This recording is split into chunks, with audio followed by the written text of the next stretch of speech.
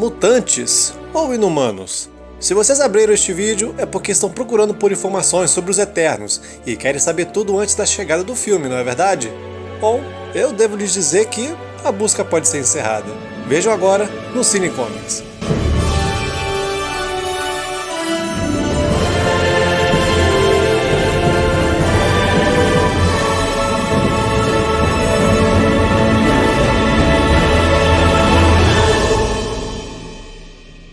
Você sabia que o Japão é um país tradicional dos mangás e que muitas obras se tornam animes de grande sucesso pelo mundo? Agora é possível você entrar para este ramo criando suas próprias histórias. Quer saber como? Então clica no primeiro link da descrição e aprenda de forma bem prática como se tornar um mangaka profissional.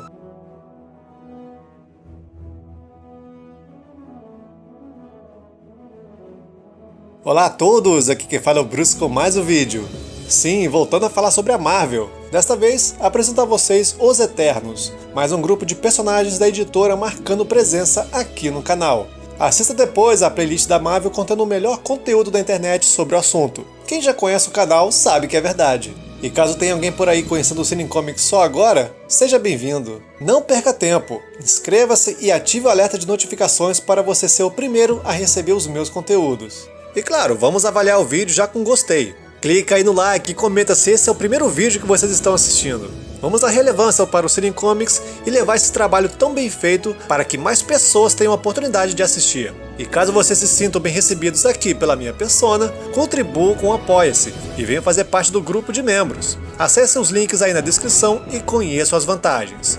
Bom, senhores, sentem-se bem confortáveis que, agora sim, vocês saberão a resposta para a pergunta: quem são os Eternos? Bom galera, agora é possível ajudar o canal financeiramente através de doações pelo PayPal ou tornando-se membros do Cine Comics. Fortaleça o canal para que eu possa trazer mais vídeos de qualidade e deixando ele cada vez mais com a sua cara. Confira nos links que se encontram na descrição.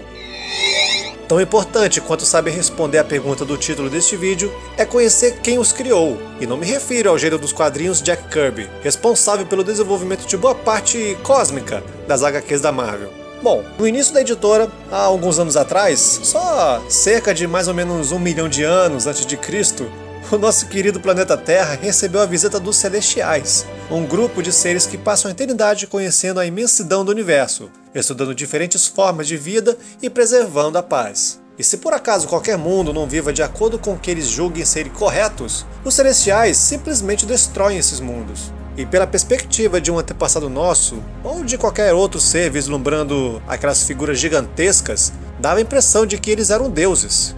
Bom, aí, se ser um deus significa dar vida a alguma coisa, então a resposta poderia ser essa mesma, ou próxima disso, tendo em vista que foram eles os criadores dos Skrulls, por exemplo. Mas, com os terráqueos, eles conseguiram criar 3 variantes da mesma raça, se é que eu posso definir dessa forma. São eles, os Deviantes, com uma aparência e mentalidade animalesca e de variadas formas, os Eternos, seres poderosos, não como os Celestiais, obviamente, mas dotados de vida longa, inteligência avançada e habilidades distintas. E por fim, os humanos.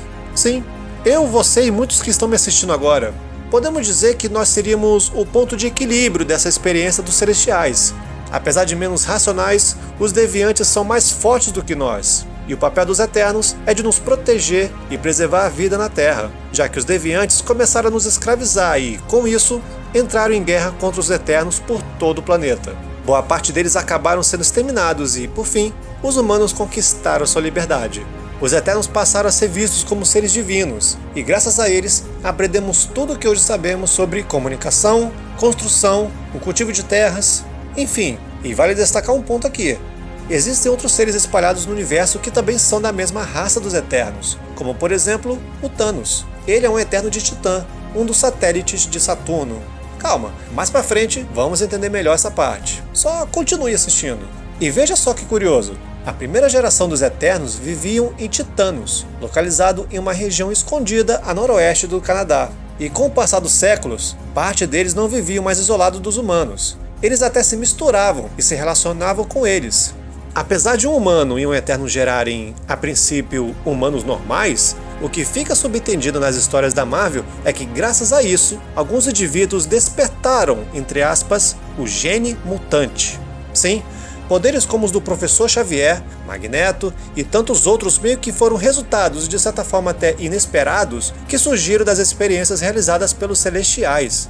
E olha galera, só entre nós aqui, estou preparando um mega projeto sobre os X-Men, então não custa lembrar. Clica no botão de inscreva-se e ative as notificações para não perderem mais um super lançamento do Cine Comics. Sério, vocês não podem perder, pois em nenhum outro canal verão algo como isso. E outra, na playlist da Marvel vocês já podem assistir o vídeo sobre a X-Force. Clica no card ou no link na descrição e não deixe de conhecer mais uma equipe de mutantes. Mas enfim, estávamos falando sobre como a nossa civilização chegou até onde chegou e que devemos muito aos Eternos, apesar de nós sequer imaginar que eles existiam, certo?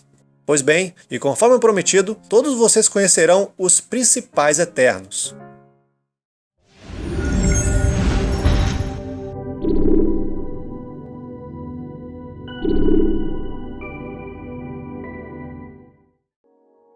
Zuras é filho de Cronos, o primeiro líder dos Eternos. Pois da morte do pai, precisou duelar contra o irmão mentor para assumir o lugar antes ocupado por Cronos.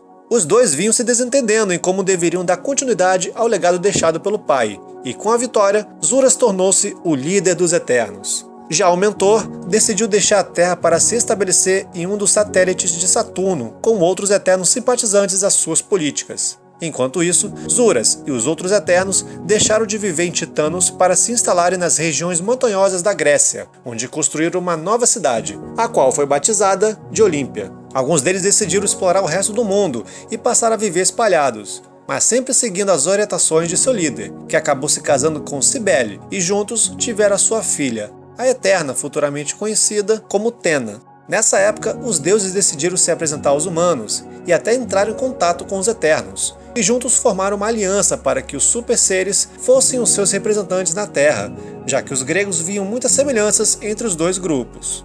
Como disse antes, o dever dos Eternos é de protegerem a Terra, e os Celestiais costumam reaparecer depois de muitos anos para os mesmos planetas por onde passaram, e julgar se os habitantes estariam vivendo adequadamente. E a quarta passagem deles na Terra aconteceu durante um ataque dos Deviantes, que antes estavam escondidos e saíram para ameaçar novamente os humanos, destruindo boa parte da cidade de Nova York. E isso fez com que os Celestiais considerassem a Terra um lugar que deveria ser destruído. Os Eternos se aliaram aos Asgardianos para impedi-los, e mesmo com o poder gerado pela criação da Unimente, uma entidade gerada por pura energia com a união dos Eternos, não foram páreos o suficiente para deter seus criadores. Mesmo assim, os Celestiais julgaram a favor da Terra e decidiram não destruí-la. No entanto, os eventos finais desta guerra ocasionaram na morte do líder dos Eternos. Zuras foi um Eterno muito poderoso e tinha o respeito dos demais, e por isso foi merecedor de ocupar o lugar de líder após a morte de Cronos. Chegou a desenvolver ao máximo suas capacidades depois de um duro treinamento e, graças a uma rigorosa disciplina mental, era capaz de voar a grandes velocidades, projetar uma proteção de energia cósmica ao redor do corpo ou dispará-la contra seus alvos. Adquiriu também força sobre-humana, resistência, habilidades telepáticas, criar ilusões e se teletransportar. Ou seja, Zuras era um verdadeiro deus entre os humanos e os Eternos.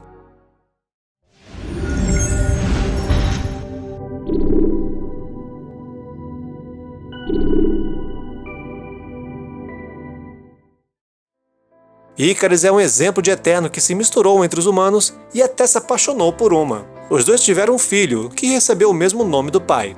Ícaris se dividia entre duas vidas, a de um Eterno, que na época ainda lutava contra os Deviantes e por isso sempre estava longe da família, e a outra como Iker Harris, sua identidade civil. O pequeno Ícaris, sentindo falta do pai, decidiu sair para procurá-lo, e para isso, utilizou um mecanismo presenteado por Ícaris, que o fazia voar, mas somente ao lado do pai. E quando perdeu o controle do dispositivo, foi levado para além da atmosfera terrestre e perdeu a consciência. Seu corpo aterrissou no fundo de um oceano e, sem saber naquela hora, enquanto lutava contra os Deviantes para proteger os humanos, Ícaris perdia o filho.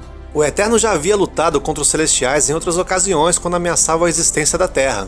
Então, Ícaris decidiu se antecipar a uma nova vinda deles, ao se misturar com um grupo de arqueólogos para encontrar um misterioso artefato dos Celestiais, secretamente implantado na Terra e que emite um sinal para a vinda deles. Depois de uma longa busca, o artefato é encontrado, e bem no momento em que o grupo é atacado por Deviantes. Ícaris acabou se revelando perante os olhares apavorados de seus colegas, e estando encurralado, acabou aprisionado em uma cápsula e arremessado para o fundo do mar, sendo resgatado em seguida apenas com a ajuda de Tena. Ainda que Ícaris tenha tido o trabalho de encontrar este artefato, os Celestiais acabaram vindo de qualquer jeito para esta que seria a quarta tropa, ou seja, a quarta vez em que a Terra receberia um novo julgamento dos Celestiais. Ícaris e outros Eternos, ao lado dos Asgardianos, lutaram para evitar a destruição do planeta, e mesmo saindo derrotados, viram os Celestiais pouparem a Terra, que, como aconteceu nas outras ocasiões, apagaram da memória dos humanos todo o ocorrido. E com a morte de Zuras, Tena, sua filha legítima, abriu mão do trono e cedeu para Ícaris. Assim como qualquer outro Eterno, Ícaris possui habilidades sobre-humanas, como força, velocidade, voo e técnicas mentais básicas. Mesmo depois de perder o filho, Ícaris demonstrou muita calma e racionalidade na sua tarefa de zelar pela paz na Terra, tanto que fez questão de assumir o legado de Zuras como o líder dos Eternos.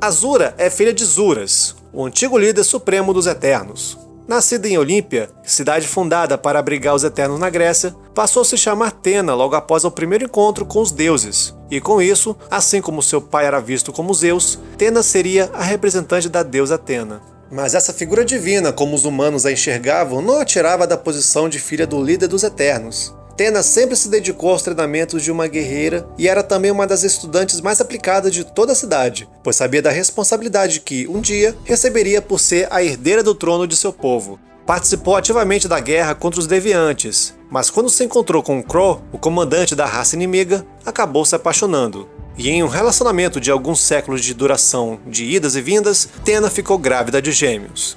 A Eterna falhou em várias tentativas de parar a guerra e então decidiu abrir mão dos filhos para protegê-los desta vida.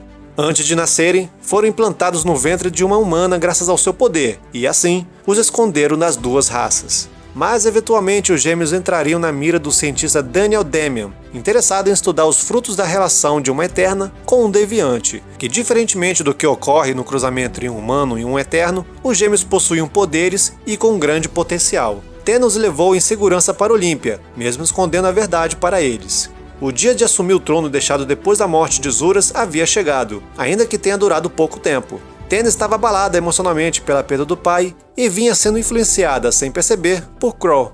Vendo que estava sabotando seu próprio povo contra o inimigo, Tena abriu mão da liderança e a deixou para Ícaris, segundo ela, o mais preparado para a dura tarefa de comandar os Eternos. Poderes cósmicos, força, velocidade, voo e tantas outras fazem parte das muitas habilidades pertencentes à filha de Zuras que, mesmo após abrir mão do posto de líder de sua raça, Tena honrou o legado do pai e sempre foi vista por todos os seus companheiros como um dos pilares dos Eternos.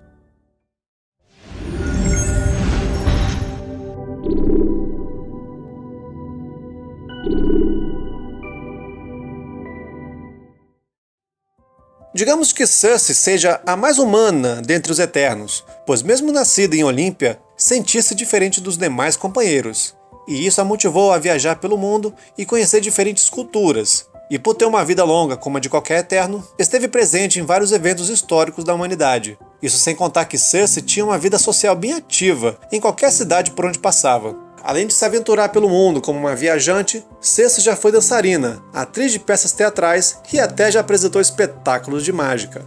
A Eterna até se tornou uma vingadora nos tempos atuais, quando os heróis precisavam de alguém com poderes mágicos. E para quem ainda não viu, Cersei marcou presença neste vídeo sobre os Vingadores. Clique no card ou no link na descrição e assistam depois. Mas essa parceria entre a Eterna e os heróis mais poderosos da Terra não durou muito tempo devido ao temperamento difícil de Cersei, que só aceitou se juntar à equipe por ter tido uma quedinha por Steve Rogers. Apesar dos milhares de anos, Cersei tinha uma mentalidade de uma jovem mulher. Os poderes de Cersei são os mesmos dos Eternos que já foram mencionados neste vídeo, mas o que pode diferenciá-la dos demais são as suas habilidades ilusionistas, sendo reconhecidas por Zuras e outros Eternos, o que tornaram possível a sua filiação, ainda que por pouco tempo, aos Vingadores.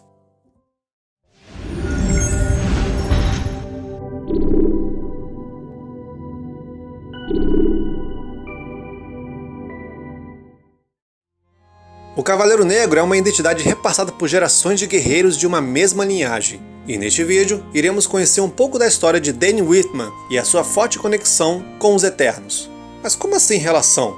Pois bem, Danny é um ser humano que tem laços fortes com os Eternos. E tendo em vista que o personagem fará sua participação no filme da Marvel, então é interessante que a gente conheça sobre ele que, vejam só, também fez parte dos Vingadores. Veja no link na descrição logo depois. Bom, apesar do nome Cavaleiro Negro estar manchado por conta do passado de seu tio, Nathan Garrett, Danny acabou assumindo a responsabilidade de limpar a reputação do manto do Cavaleiro.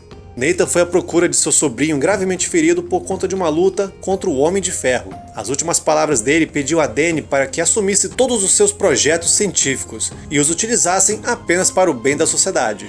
Assim como o tio, Danny era um brilhante cientista com conhecimentos em engenharia mecânica avançada, e a partir desses estudos, Danny criou seu próprio Pégaso, algumas armas bem características de qualquer cavaleiro medieval com upgrades tecnológicos e uma armadura inspirada na versão de seu tio.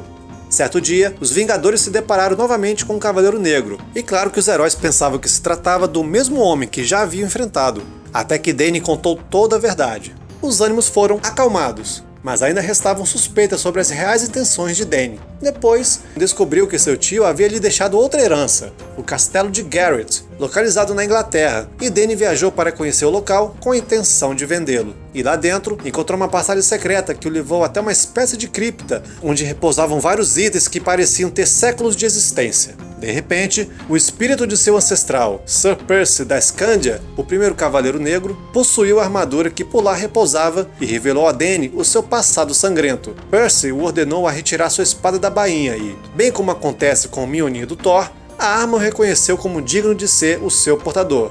E com isso, o ancestral pede que Danny continue com o legado do Cavaleiro Negro, como um guerreiro a serviço do bem. Danny retornou e se aliou aos Vingadores, e juntos atuaram em várias missões no campo de batalha e como cientista. Mas o que Danny não sabia era que a arma deixada por Sir Percy era amaldiçoada. A lâmina de ébano é uma poderosa espada feita a partir do metal de um meteorito que se alimentava do sangue de suas vítimas, enquanto protegia o seu cavaleiro. Uma relação bem semelhante que ocorre, por exemplo, entre Ed Brock e Venom. Danny se tornava um homem mais violento conforme utilizava os poderes proporcionados por aquela arma, e foi somente após a intervenção do Doutor Estranho e de Victoria Bentley, sua antiga paixão e filha do feiticeiro Sir Clive Bentley, que Danny conseguiu recuperar sua sanidade e anular a maldição da espada quando o espírito de Sir Percy, da Escândia, se uniu à lâmina de ébano. Enquanto estava com os Vingadores, Danny conheceu e se apaixonou por Crystalis, uma inumana que já teve o seu vídeo produzido aqui no canal. Veja na descrição um link para vocês conhecerem a história de cada um dos principais inumanos. E se vocês já assistiram este vídeo, sabe bem que Crystalis estava comprometida com Mercúrio, e devido a isso, nunca deu a atenção que Danny tanto queria dela. E foi aí que o Cavaleiro resolveu se envolver com Cersei, a Eterna que também atuava como uma Vingadora. A relação entre os dois chegou a atravessar dimensões quando Proctor, uma versão alternativa do próprio Danny, estava viajando entre diversos mundos e assassinando as versões da Cersei, que uniu forças com seu amado Cavaleiro e juntos o derrotaram. A Eterna passou a se sentir mentalmente instável para continuar na Terra e, acompanhada de Danny, decidiu se autoexilar em uma outra realidade. Assim que possuiu a lâmina de ébano, Danny Whitman adquiriu a habilidade de anular qualquer tipo de magia. Além de ser um excelente espadachim, é mais um dentre tantos personagens da Marvel que possui uma inteligência acima da média. E graças ao conhecimento em mecânica e ciências avançadas que já possuía, construiu diversas armas tecnológicas, algo bem comum de se ver quando um gênio como Danny resolve se tornar um herói. Bom, e já que este se trata de um vídeo sobre os Eternos, vamos agora conhecer a história do Titã Louco.